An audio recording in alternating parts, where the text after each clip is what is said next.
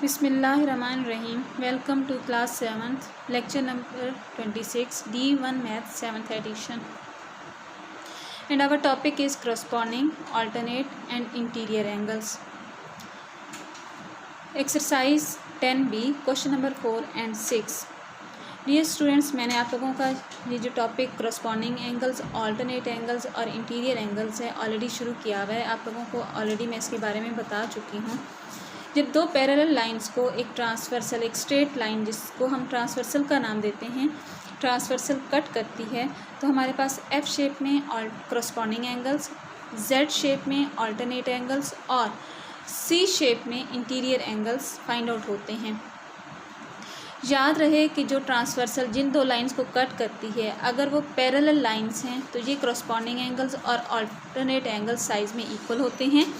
और interior angles का सम जो है वो 180 डिग्री के इक्वल होता है। स्टार्ट करते हैं फिर अपने क्वेश्चन नंबर 4 और क्वेश्चन नंबर 6 को। क्वेश्चन नंबर 4 में ए पार्ट आप लोगों को जहाँ पे नज़र आ रहा है कि जहाँ पे दो पैरेलल लाइंस हैं ऊपर और नीचे, उनको एक इस कॉर्नर से एक स्ट्रेट लाइन कट करते करते जहाँ तक आई है और उसके बाद ये बेंड होके नीचे की तरफ चली गई है। इसका मतलब है इन दो ऊपर और नीचे पैरेलल लाइंस को एक स्ट्रेट लाइन कट नहीं कर रही है। ये स्ट्रेट है वहाँ जहाँ से लेकर सिर्फ यहाँ तक, जहाँ पर आने के बाद वो बेंड हो गई, नीचे की तरफ स्ट्रेट हो गई है, यानी एक पॉइंट पे ये बेंड हुई हुई है। इसलिए अभी हम इसको फर्दर जो है ट्रांसवर्सल लाइन नहीं कह सकते। ये ट्रांसवर्सल उस वक्त होगी कि अगर हम इसको जहाँ पे कंसीडर करें कि जिस पॉइंट पे ये बेंड हुई हुई है, इस पॉइंट पे हम डॉटेड लाइन के साथ अपनी एक तीसरी पैरेलल लाइन मार्क कर देते हैं जो ऊपर और नीचे वाली लाइन के पैरेलल होगी। जिस पॉइंट पे ये ट्रांसवर्सल जो है बेंड हुई थी, हमने उसी पॉइंट पे, एग्जैक्ट उसी पॉइंट पे एक तीसरी पैरेलल लाइन कंस्ट्रक्ट की है जहाँ पे, जिसकी वजह से जो इस कॉर्नर पे एंगल हमें ए गिवन था, वो एंगल जो है वो दो पार्ट्स में डिस्ट्रीब्यूट हो गया है और वो दोनों पार्ट्स इक्वल नहीं हो सकते। वो एंगल्स जो होंगे वो A1 और A2 के नाम से होंगे, ये साइज़ में इक्वल नहीं होंगे क्योंकि हमें नहीं पता ये ऊपर वाली लाइन का कितना साइज़ है और नीचे वाली लाइन का कितना साइज़ है। अब यहाँ पे डियर स्टूडेंट, यहाँ पे देखें कि ऊपर वाले कॉर्नर पे हमें एंगल 142 गिवन है और नीचे वाले कॉर्नर पे 114 गिवन है। अब जहाँ पे आप लोगों के सामने मैंने ये तीसरी पैरेलल लाइन के साथ यहाँ पे ऊपर वाले एंगल के साथ ये A1 एंगल जो इस ऊपर की तरफ गया है पार्ट बना के, ये 142 के साथ इंटीरियर एंगल बना रहे हैं और इसी तरह से नीचे वाला 114 ये ऊपर वाला ये A2 जो दूसरा हिस्सा है A का, इसके साथ जहाँ पे मिलके C शेप में इंटीरियर एंगल बना रहे हैं। इसको जहाँ पे मैंने इंटीरियर एंगल के साथ सॉल्व किया है, जो A एंगल के दो पार्ट हुए थे A1 और A2, हमने इन दोनों को प्लस फाइंड आउट करने के बाद दोनों को प्लस किया और एंगल 104 के साथ A को फाइंड आउट कर लिया है। सेम इसी तरह से B पार्ट हमारे पास जहाँ पे आप देखें कि ऊपर और नीचे दो पैरेलल लाइंस हैं और इनको एक ट्रांसवर्सल जो है स्ट्रेट लाइन कट नहीं कर रही, बल्कि इस साइड पे अंदर की तरफ थोड़ा सा आके ये बेंड हुई है बाहर की जानिब को। तो जो एंगल बाहर की तरफ जहाँ पे ऑब्ट्यूज एंगल आप लोगों को जहाँ पे नज़र आ रहा है, जिसको हमारे पास गिवन एंगल में था B, वो हमारे पास एंगल B जो है वो यहाँ पे इस कॉर्नर में फाइंड आउट हमने करना है। अब यहाँ पे देखें जो ट्रांसवर्सल हमारे पास जिस पॉइंट पे बेंड हुई है, सेम एज इट इज़ जैसे मैंने पार्ट A में किया, उसी पॉइंट पे मैंने इसको जहाँ से एक तीसरी पैरेलल लाइन के साथ इसको कंस्ट्रक्ट किया, तो एंगल B के भी जहाँ पे दो हिस्से हो गए। चूँकि A पार्ट में दोनों एंगल्स इंटीरियर्स थे, क्योंकि ये दो पैरेलल लाइंस की तरफ अंदर की तरफ थे, इसलिए हमारे पास C शेप यानी इंटीरियर एंगल्स फाइंड आउट हुए थे। जबकि इसमें देखिए आपके पास दो इंटीरियर एंगल्स हैं 69 और 37, जबकि B जो है वो दूसरी साइड पे आपको लेफ़्ट साइड पे नज़र आ रहा है जहाँ पे। और जब हम तीसरी पैरेलल लाइन जो ऊपर और नीचे वाली उन दोनों के दरमियान में एक तीसरी पैरेलल लाइन कंस्ट्रक्ट करते हैं, तो हमारे पास जो एंगल B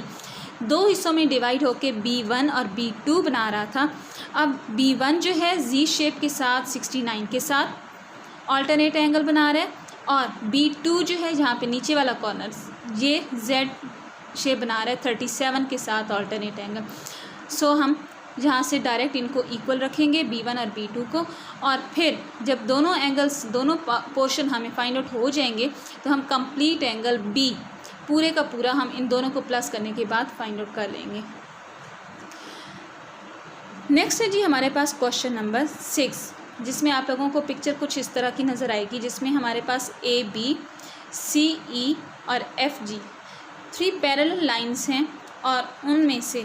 यहाँ पे देखें आपको एक H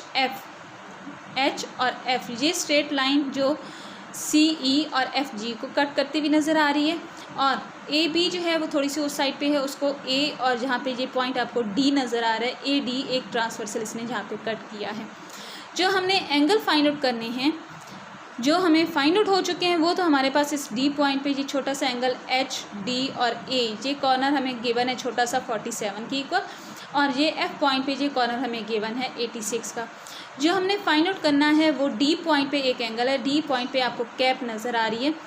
C जिसका एक कॉर्नर C की तरफ जा रहा है, दूसरा F की तरफ जा रहा है, और सेकंड पार्ट है जी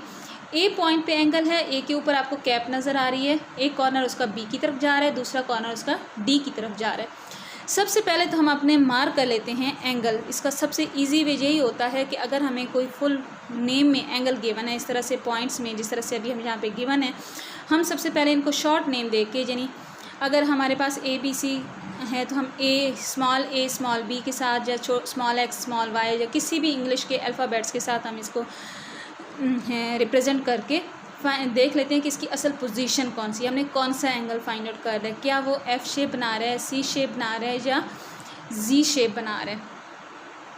तो हमें पहले अपनी पोजीशन का पता होना चाहिए कि हमने कौन से एंगल फाइंड आउट करनी है। इसके लिए हमने क्या किया है कि हमने इसको स्मॉल लेटर्स के साथ फाइंड आउट किया है। D पॉइंट पे आप देखिए ये हमारे पास D पॉइंट है दरमियान में, और इस पे इसका एक कॉर्नर C की तरफ जा रहा है और दूसरा कॉर्नर F के साथ जा रहा है। तो F और C के दरमियान में ये जो D पॉइंट है जहाँ पे हमने एंगल फाइंड आउट करना है, जिसको मैंने स्मॉल x का नाम दिया है। इसी तरह से B और A पॉइंट जहाँ पे ऊपर आप लोगों को नज़र आ रहा है, उसका एक कॉर्नर B की तरफ और दूसरा कॉर्नर D की तरफ, यानी B और D के दरमियान A पॉइंट पे जो एंगल बन रहा है वो है हमारे पास Y। इसको फाइंड आउट करने के लिए देखें कि ये C D और F की तरफ आए इस तरह से, तो ये रेड कलर के में आपको एक Z शेप नज़र आ रही है, जिसका एक कॉर्नर X है, दूसरा कॉर्नर 86 है। तो हम डायरेक्ट X को, जो कि हमारा बेसिकली एंगल है C D और F is equal to 86 degree का नाम देंगे, जो कि हमारे पास डायरेक्ट ऑल्टरनेट एंगल हुआ है Z शेप के साथ। नेक्स्ट एंगल देखिए हमारे पास Y को मैं अगर ऊपर से स्ट्रेट लाइन से पैरेलल लाइन से लेके नीचे की तरफ आऊँ और इस तरफ अगर एंगल हम मुड़ जाएं, तो हमारे पास Z शेप में जो एंगल आ रहा है, ऊपर के कॉर्नर में हमारे पास Y है और नीचे के कॉर्नर पे ये पूरा एंगल जो है 47 प्लस A, जिसको मैंने रेड कलर में रिप्रेजेंट किया हुआ एक छोटा सा पार्ट है जो हमें पूरा गिवन नहीं था। इस A को फाइंड आउट मैंने करना है। अगर मुझे इस A एंगल का पता चल जाए तो मैं 47 के साथ अपना डायरेक्ट आंसर Y का दे सकती हूँ। अब यहाँ पे देखें कि H D और F ये चूँकि स्ट्रेट लाइन है और इसका कुछ पोर्शन हमारे पास X है तो कुछ पोर्शन Y है, तो इस स्ट्रेट लाइन को लेके हम यहाँ पे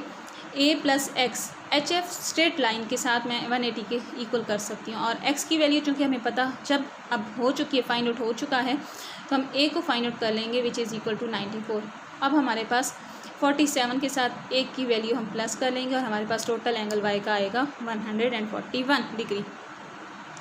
डियर स्टूडेंट्स, इनकी अच्छे तरीके से प्रैक्टिस कीजिएगा। ये एंगल याद रखें कि हमारी पिक्चर में जो एंगल गिवन होते हैं